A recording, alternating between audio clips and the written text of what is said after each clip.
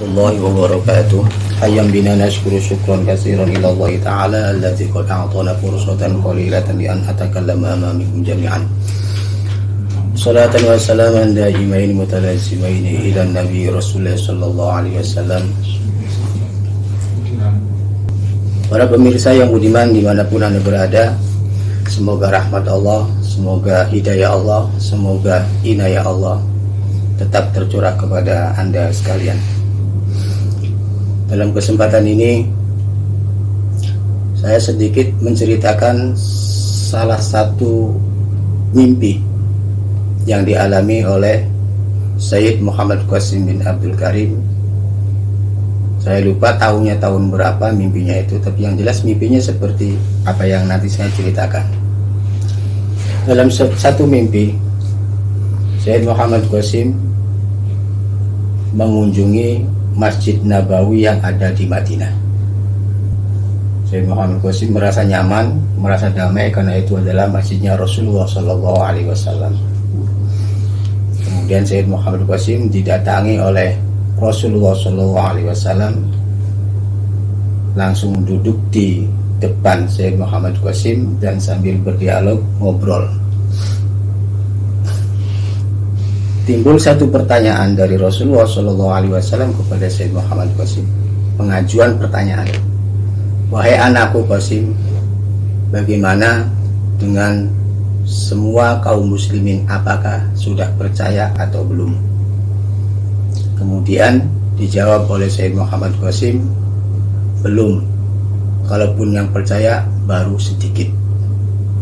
Rasulullah sangat kecewa dengan jawaban Sayyid Muhammad Qasim, sehingga dengan sikap tegasnya menyampaikan kepada Sayyid Muhammad Qasim, ya sudah kalau begitu, siapapun orangnya, dari manapun asalnya, ketika mau berjuang membantu engkau wahai Qasim, maka sama seperti membantu aku ketika itu, dan nanti di hari kiamat bareng-bareng bersama aku, kata Rasulullah Sallallahu Alaihi Wasallam.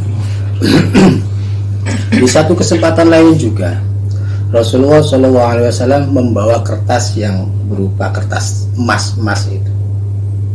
Kata Rasulullah kepada Sayyid Muhammad Qasim, wahai Qasim, orang-orang yang membantumu adalah nanti namanya tercatat di sini.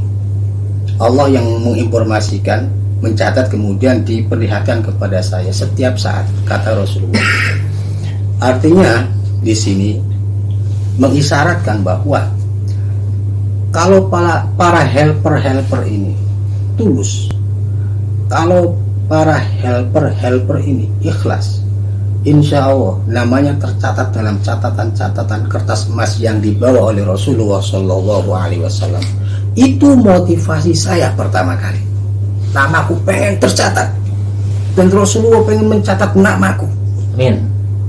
Namaku Khairul Razikin misalnya, Rasulullah mencatat namaku di tinta, di kertas emas itu. Itu harapan saya pertama kali. Begitu menggodanya, menggiurkannya, iming-iming seperti itu.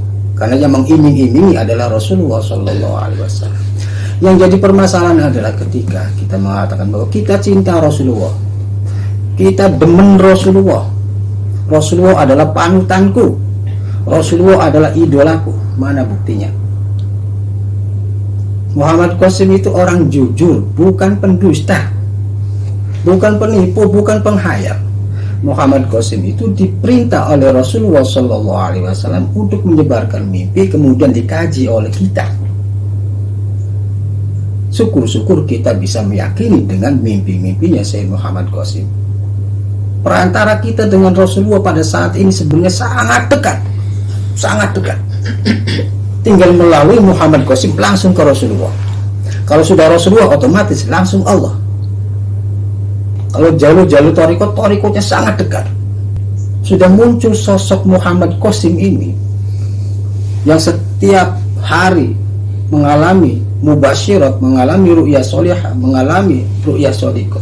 Kadang sehari bisa sampai 4 kali mengalami seperti itu. Ini sangat tegas. Kalau kita bahasa orang-orang di pesantren, istilah tawasul dan seterusnya, itu sangat dekat. Kesempatannya adalah di sini. Cuman Ya, kembali kepada kita masing-masing.